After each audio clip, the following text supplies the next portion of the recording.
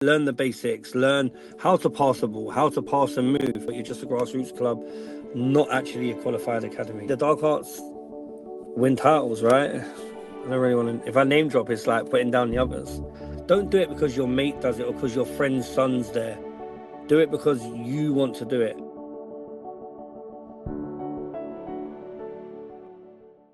Who is the most important person in a young player's life and also their development? Is it the coach or is it the parent? I personally think it's the coach. Those are the ones that are being the role model to the player at the time. Those are the ones that are trying to teach them the value of kind of competitiveness, not competitive, when to kind of be in, adapt in different situations. I'd also say the coach, because the coach actually has to be the ones to deal with the parents to get them on side, to understand the message, to understand what they want. So the coach has to deal with the parents as well as the child. Whereas I feel like even though parents, obviously I'm a dad, right? I've got boys. Parents are hugely important, but I actually think the coach. My name's Jamie. I own a club, First Down Lions.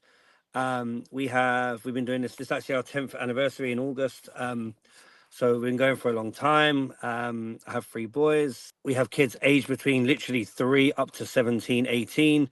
And yeah, we've been around a long time. The club's doing really well. It's had some huge successes. There's some good sort of success stories along the way.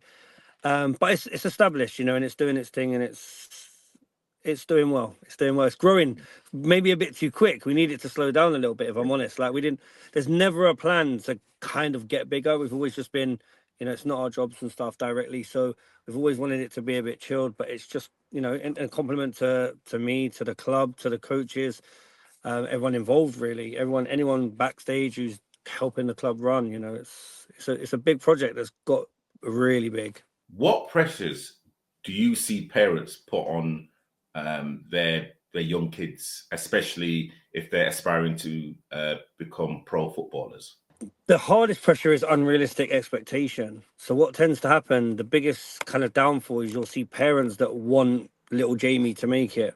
So for him to make little Jamie make it, he has an unrealistic, even sometimes as parents, I feel that's the hardship for it, because they see stuff on telly and they go, oh, if he can do that, why can't you do that? Whereas the biggest thing people don't understand is that from a young age, just learn. It sounds really so obvious, right? Learn the basics, learn how to pass a ball, how to pass and move, how to dribble. These are how to control a ball. These are, someone would say it's so basic, but that's where I think a lot of people fail. They think it's get the ball, look for this 50-yard pass rather than sometimes there's someone right in front of them, make that simple pass. I think the biggest challenge is just managing the realistic expectation depending on what age they are, what level they're in. Are they in, even their young ages, are they in a certain division? We got players that, for example, in my under 8, so Jordan, he manages one of our under 8s teams. We're in the Amber division, in the A division. So you have to, they were in the B division before Christmas. They got promoted to A. Straight away, we put a message out to the parents. It's like, look, understand now that you're going to lose potentially more games now. So it's managing the expectation along the way. Have you seen a lot of parents living their childhood through their kids? And Absolutely. yeah, and literally, I can imagine that there's a lot of parents who like could have made it but fell through the net, and they are just trying to coach their like boys and their girls, and like how does that conversation go with the parents? It's not, do you know what? It's not normally really a conversation with parents. I'm probably one of those parents, I'm not going to lie. Like I played at an all right level. I did all right. And I'm probably one of the parents that do similar. Again, it's not even a copy and paste answer. It's managing expectation. It's sometimes, I mean, for example, we had a goalkeeper and his dad was just, he's a really good goalkeeper, but his dad's just on him all the time, all game. And you only manage that by, I mean, that was an isolated incident, but we're just like, chill. Like however, I think he was 10 at the time. It's like, chill. Like, sometimes you just got to let them know. And obviously it happened well, but I'm sure there are scenarios out there where you try as a coach to tell parents to relax and just let it kind of happen. But they know better, right? It's their kid, it's their son, it's their daughter, it's whatever, even nephew. We've had situations with nephews, uncles come in and kind of wave about a little bit. But no, I'm not going to lie, it's not normally a problem. Like, in terms of what they can do is the issue. So, for example, a kid can be 10 and the dad thinks he should be able to beat two men, cut in, whip it top corner, right? And yeah, I'm not saying it's impossible, but the realisticness of it is that most 10-year-olds aren't going to beat two men, cut in and stick it top bins, because their vision of the game is completely different. You know, either you or I, how we see the game as adults is different to how kids see it. Do you think young players should be subjected to pressurized situations? If you go to an academy, yeah. I think, yeah, I think you choose to go to, you choose to pursue it. If you go to a grassroots club, I know I won't name drop, but there's clubs out there that they're a community club and they want to kind of just play and they're just happy to, be out there having fun. And, obviously it should be fun for kids, but if you choose an environment where it's not necessarily about the results and the, kind of the outcomes, that's fine. But I think if you choose an environment where your kids eight, even if they're 7, 8, 9, 10, 11, if you push for an academy and you get them into the academies, I think you have to understand that the pressures are going to be there. And I think in those environments, it's fine. But the biggest failing at the moment is that, from a grassroots club as well, is that a lot of clubs throw the name academy into their name. So they'll say, oh, we're so-and-so academy, just to kind of umbrella this image of, we're elite, come to us. And actually the realization of it is that you're actually, and when I say just, I don't mean it in a rude way, but you're just a grassroots club, not actually a qualified academy. Do you know what I mean? Mm.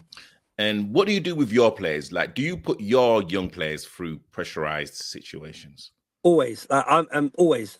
I'm competitive. Like, we always say from a club point of view, we want to be as competitive as possible, but with the mentality of not win at all costs. Do you know what I mean? Like we want to win and we want to be as competitive. We want to be the best. We want to be in the top divisions. We want to play in the top leagues. We want to be winning as many cups as possible. But what you won't have is an environment where you're going to be shouted at for making mistakes, where you're going to be told off for making mistakes. Do you know what I mean? You're going to be in an environment where it is pressurized, and we definitely create a pressurized. But we've got two or three teams that are not ready to have that, so we don't do that. We allow that to kind of simmer. It's just, you have to know, and it's, to be honest, it sounds cheesy, but you just learn from experience the ones that you can push and the ones you can't push. There's certain kids, even in a team. There's certain kids in a team, you can be a bit more forceful here, but maybe you need to be a bit delicate here. Do you teach for art of dark arts in football? I think most coaches, I can't speak for, would say they would. I think that's fair. I think when you kind of get to 15s plus is normally where you need to use it, because it's a lot more competitive, it's a lot more physical, it's a lot more, believe it or not, even if you try and play ball and build up from the back and that, generally speaking, even if you don't want it to, you could do the most amazing training session where you've planned to get from A to B and play through the lines. The reality is there will be points of that game where it just becomes end to end, and my big speech all the time is don't allow it to become a basketball match where you're just end to end. But yeah, unfortunately the dark arts win titles, right? Within reason, you got to line it. It depends, and there's a bracket of different ones that you can use. But if it's things like just sort of blocked runs and stuff, of course. If it's being, if it's cynical fouls, no. Obviously, we don't want. Not only do we don't want them, we've never told a player to go and foul somebody, but also they get fined, right? So a lot of our players, they're fine, but some maybe financially don't have stability, so we don't want them to be getting fined and whatnot.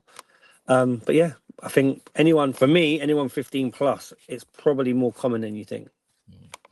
So, as a football club owner and like someone who's really experienced in the game, what has been your biggest challenge so far? Believe it or not, and this is actually a bit of a confession, is containing your own kind of tempers, maybe the wrong word, but controlling your own temperament. You're invested fully, especially as a club owner, but you're invested in this club. You pour your heart on, you're in there. All coaches do exactly the same position. I've got respect. This is why I've got respect to all coaches, especially volunteer coaches. You're out there in the rain and stuff. I think for me, the hardest thing is containing your own. You're trying to set the example, as not only as a coach, but as an owner and as a kind of leader of coaches. But the challenges are there. Like I said, it's like your own child, right? When you spend however long with these kids, and for example, my under 16s, I think there's 6 of them. They've been with me since they were 8 years old. And now they're doing GCSEs. I've just dropped my son off. Now they're doing GCSEs. You spent a massive part of your life with these people, and sometimes keeping your own temperament's tough. And like, do you have honest conversations with those kids, you know, that you've coached from, let's say, from 6, 7 all the way now up to 15, 16? If they kind of came to you and said, you know what, coach, I really want to, you know, really kind of go for, you know, I really want to go for it. How realistic are you with their potential journey? Oh, very well. First of all, really open. So one thing with me, as much I can only speak for myself, my own approach is I'm really transparent. Like I've always been that way. If you're doing amazing and you're on it, I'll talk to you like you're prime Zidane. Do you know what I mean? Whereas if you've had a shocker, you know, in one game I might call you Van Dijk, but by the end of the game, you might be. I don't even know someone bad, Pascal Segan from Arsenal, man. Like, I'll give you love and hate. Do you know what I mean? So, I think if I speak for myself, I'm definitely there for the players, and I want the players to know they can come to me, and I'll give them a realistic approach of where they should be. You know, we had a player, I remember years ago, just jumping back, we had a player he would be now 19, under 14s. We're playing on the Pearly Way, to Brees, Pearly Way. Yeah, Yeah. those pitches are awful. And yeah, but you said it, one of my players at 14 got scouted for Norwich, like fully official from Norwich on the Pearly Way. Really? Wow. Yeah, I promise you, bro. So then he had to go trials, and it's quite intense, and the story will make sense in a sec. And when I said to you before about managing expectations, this will be why. So this player got in, he got scouted. He had to go to Greenwich 3 times, I think twice or two or 3 times a week for like 3 weeks, 6 weeks. And if you miss one session, you're out. And the dad was like, "Are you gonna block him?" I'm like, "Why would I block him? Like he's 14, whatever." The dad was like, I remember it clear. He's like, "Thank you so much. Hopefully, if he makes it to a World Cup one day, he'll remember this." And I'm like, "Whoa, whoa, whoa, slow down. Like, don't sell your house. Don't, do you know what I mean? Just relax." And coincidentally, 2 weeks later, he's halfway through trials. He had an injury downstairs, and he couldn't carry on. So it was done. It's a ruthless world. It really is a ruthless world. In like your opinion, why do you think young players that are in academies do not make it to the professional level? Combination of mindset. I think so much is in here. Even if you go for a trial, we got people that go for trials, and the minute they get given a t-shirt or a zip up, oh, that's it, their head's gone. They don't have this. It's all about in here. But I think the biggest downside is actually numbers. I think everyone wants it now, right? Like before, to get scouted in our days, it was, sorry to put you in that bracket, but in our days, getting scouted was like a big thing. I've still got a bit of paper where I got scouted for Luton. It's still in one of my scrapbooks, a phone number and a name. Like, whereas nowadays, academies, drop-in centers, there's open trial things. Kind of even when we were younger, yes, there was League Two teams and stuff, but actually nowadays, it's generally a lot more of an open network. So the competition's so hard now. Mm-hmm. And in your opinion, could you give me the top 3 academies? And literally, could you tell me why? I don't really want to. If I name drop, it's like putting down the others. Well, I mean, like it's not really putting down the others, but just in your opinion, Okay, here's what I'd say. I would say do some research, just throwing off your script, but I would say be really like get your parents and stuff or whoever to really look into where you're going. Like there are places out there that sell the dream, and the reality is it's not the dream. And like I said, when I spoke to you before just now about they give you a tracksuit top or they give you a t-shirt, a training top, whatever, and they think that's enough. And honestly, what they realize, we had a player, I don't want to drop them because it's a local club, so I don't want to drop them too bad, but there was a player that he was told he had to leave playing for us if he wants to continue trying to get into their academy, even though the training things were on a different day, even though our matches were on a different day. So we played on Sundays, they were like, no, you've got to leave your grassroots club to go and be here. And the reality is that wasn't the case, but it was what they told the parents. And if it wasn't for the parents picking up the phone and going, is this the case? And we're like, what are you doing? Do you know what I mean? You have to educate like this. I mean, I'll give you a really good one. So there's one called Fox Academies they do stuff at Tooting and Mitcham actually. So their home base is in Tooting and Mitcham. They're really good. I know we go there, but I know Carl Shorten's is actually really high. Like Carl Shorten's one's really good. I know the feedback. I know some players that have gone there. They speak really highly of it. But yeah, some a little bit more local. It's they're using the name a lot to kind of pluck the latest, almost like the best players around. But what they do is they don't put them into their academy, they put them into their grassroots team. It's all for the wrong reason, right? But again, they're sold by the jacket, sold by the t-shirts. Did I dance around that answer enough? No. Well, you know, I okay, gave you the so good name. I gave you some good names, but I yeah, didn't really yeah. talk about it. All right, so literally, let me kind of change it slightly. What are the red flags parents should be looking for if someone approaches them? Okay. The red flag straight away is what's the success rate from going here to making even the bench of the first team. I think that's a big finding out the kind of the conversion rate of that. I think finding out do they have to sacrifice all other football in order to be doing the stuff here? That's quite common that nowadays. People just stop, like I said, people stop you from doing even your grassroots football, which is it should still be competitive, but it's just not as not as strict if you like. I think yeah, those are the two big things. Financially, how like do you navigate players coming and playing for your club, and also as well enjoying the sessions, but also like you've got to keep like the lights on, Yeah, you've actually got to pay your coaches. What's the balance there for you? the balance is having the right people in place and the right kind of structure in what you need to do in terms of the financial side. It's tough. Like there are people that there are people that will throw money at it because they want to make it. So whatever it costs, we're gonna do it. The 90, I'd say 80% of people are under the bracket of you have a fee in place and they know that covers trainings and that covers matches, and obviously football's not cheap. Grassroots, even pitches and stuff, especially with academies and stuff, it's all on, most of them now is 3G, so you're talking like 150 an hour. They're expensive pitches around here. And then for us as a club, we have bursaries, so we allow a certain amount of players that are in the club that are local kids that maybe just can't afford it, or they're working, they've only got one, the mum or the dad, it doesn't matter which way around. And the club has a pot, if you like, that can kind of cover a certain amount of individuals. Because what we don't want is obviously a kid not playing football because of money, right? Within reason. Obviously, if it's 10, 15, 20 kids, it just, unfortunately, there's costs to run. But it's just having the right organization and structure in place to know how to cover all bases. What's the worst piece of advice someone has ever told you? That it's only kids football. They go, it's only kids football. We don't need to do match checks. We don't need to check player cards.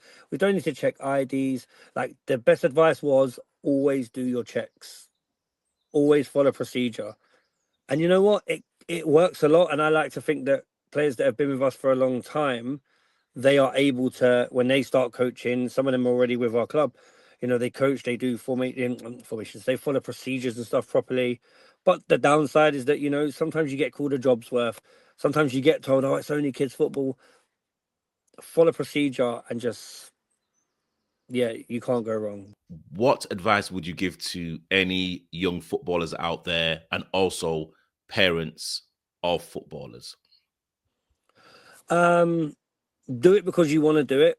Do it because you enjoy football. Do it because you want to, if you want to go to academies, you want to make it. Do it because you want to do it, not because your mum or dad want to do it. Or if I'm talking to the parents and the kid, don't do it because your mate does it or because your friend's son's there. Do it because you want to do it.